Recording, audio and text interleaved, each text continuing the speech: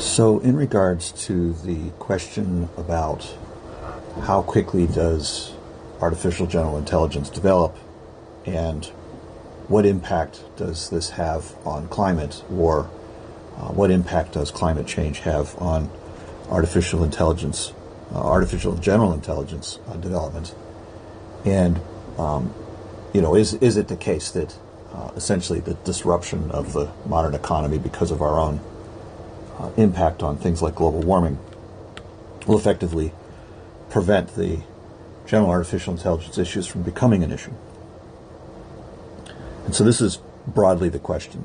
And I think rather than focusing on temperature and climate issues, I mentioned the temperature and climate issues because it's easy to point to as a straight up need for machines to have control of their internal temperature. If they overheat, they obviously stop working.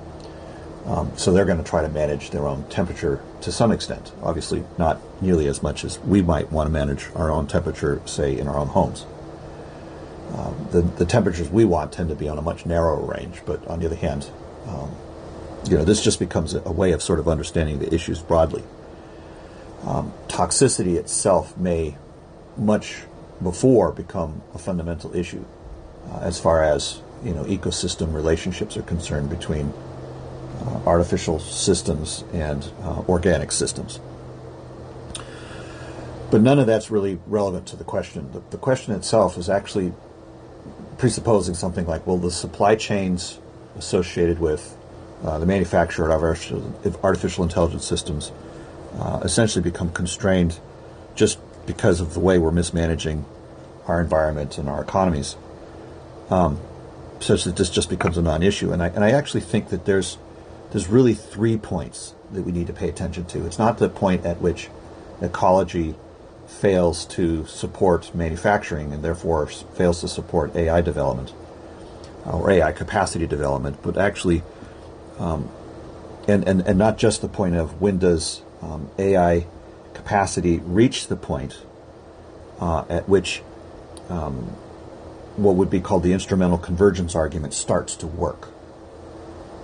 It's actually the case that the substrate needs convergence is a separate point in time relative to both the economic potentiality of economic collapse due to environmental things versus the instrumental convergence point, i.e. the time when we quote-unquote achieve general intelligence and it becomes self-defining.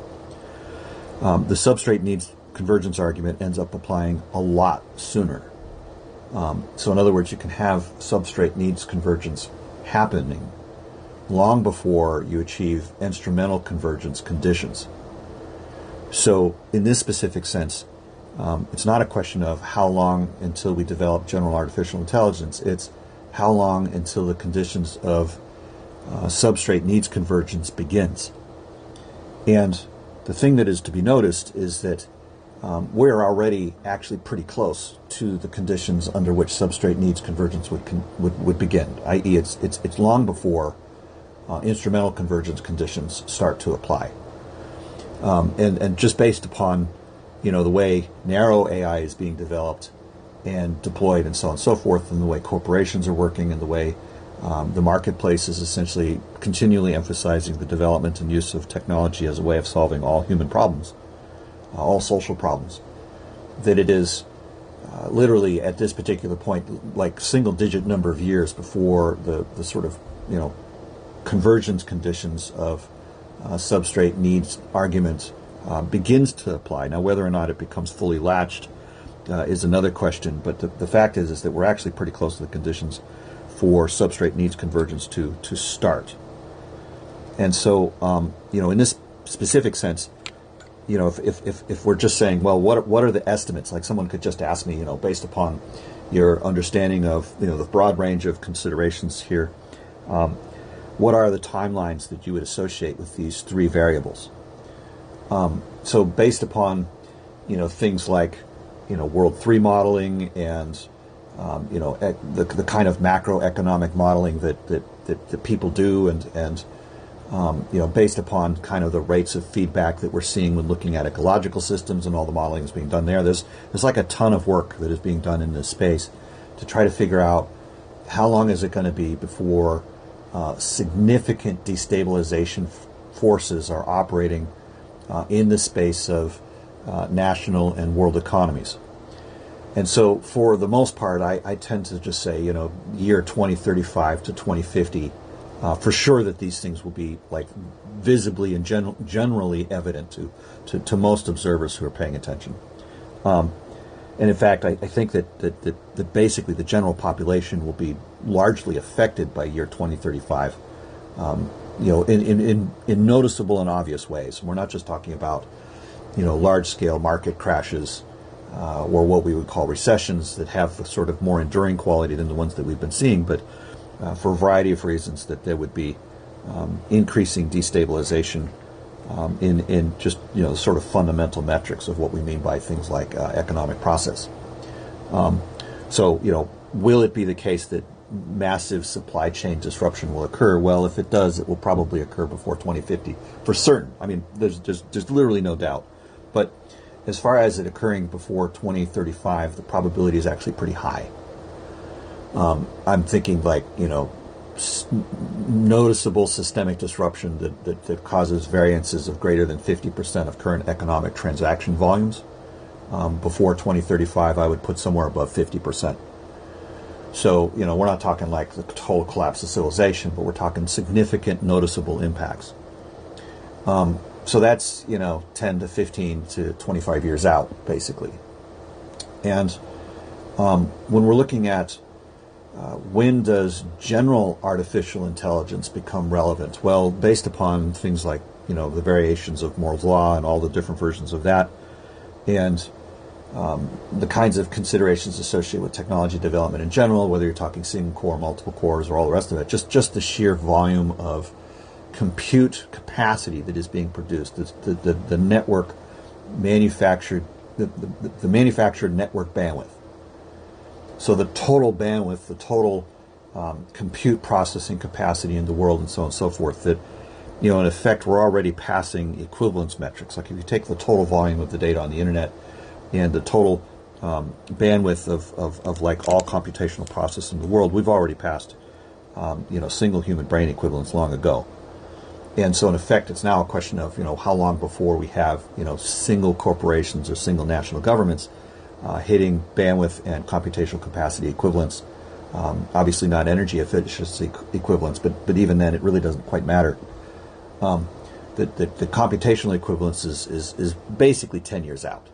By 2035, we will have hit bandwidth equivalence. But the thing is that while a number of observers are basically noticing that the details of the algorithms aren't actually that important, getting within an order of magnitude of equivalence is probably close enough for some concerns about general artificial intelligence and instrumental substrate convergence to start to apply. And of course, once you are actually at equivalence, the chances of instrumental convergence concerns becomes essentially noticeable to the point of being like greater than 50% of the risk. So in this particular sense, we're actually noticing that general artificial intelligence is a pretty good chance of happening for instrumental convergence before economic constraints become relevant. In fact, substantially before.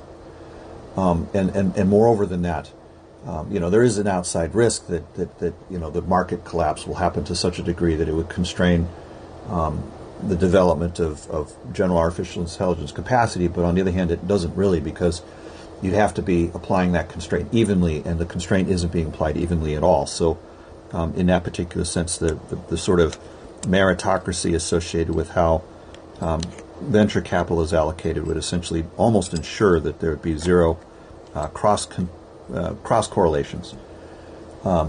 Maybe there would be some constraints involved, and you're talking broad losses of manufacturing capacity, say at Taiwan and so on. But the upshot is that we really can't rely on that. And then the second thing is that when we're looking at when substrate needs convergence process starts, it's actually much sooner. We're talking small single-digit years. So, because the substrate needs convergence argument can come to bear before the instrumental convergence, and to some extent, they kind of interact with one another eventually. But the fact is that substrate needs convergence can happen on a completely non-cognitive level, just in the dynamics of how businesses and systems interact with one another. So, in this sense, we're actually looking at the risk profile of when does substrate needs convergence begin is actually starting sooner, but the effects are much slower. So, we might say that we would notice, collapse conditions in the economy in a relatively acute way, or supply chain collapse issues in maybe a few months, rather than years or decades. Whereas instrumental convergence would probably take multiple years for that to be operable, maybe even decades. I'm not really a believer in the FOOM hypothesis of fast takeoff. I tend to sort of feel that more moderate takeoff scenarios tend to be more realistic. But on the other hand, when we're looking at substrate needs convergence, that occurs presumably over an even longer period of time, decades to centuries. And so in this particular sense, although the substrate needs convergence argument comes to bear sooner and is to some extent, because it has an increasing effect on environmental destabilization, it's certainly relevant sooner. But the thing is that if we look at the combination of conditions of substrate needs convergence and instrumental convergence, it's still looking like both of those conditions would obtain before supply chain collapse would occur, and moreover that supply chain collapse would not be a sufficient inhibition for the substrate needs convergence and or the instrumental convergence to continue. And so this is kind of the key thing. So in effect, even though the timelines are essentially inverted to some extent, the fact of the matter is that it just actually doesn't matter that much. It might need to be the case that you have sort of this economic collapse condition, supply chain disruption lasting quite a long time for it to act as an inhibitory constraint on both substrate needs convergence and instrumental convergence. So there is a substantial risk in this particular space, at least as far as all current assessments of all of these variables are concerned.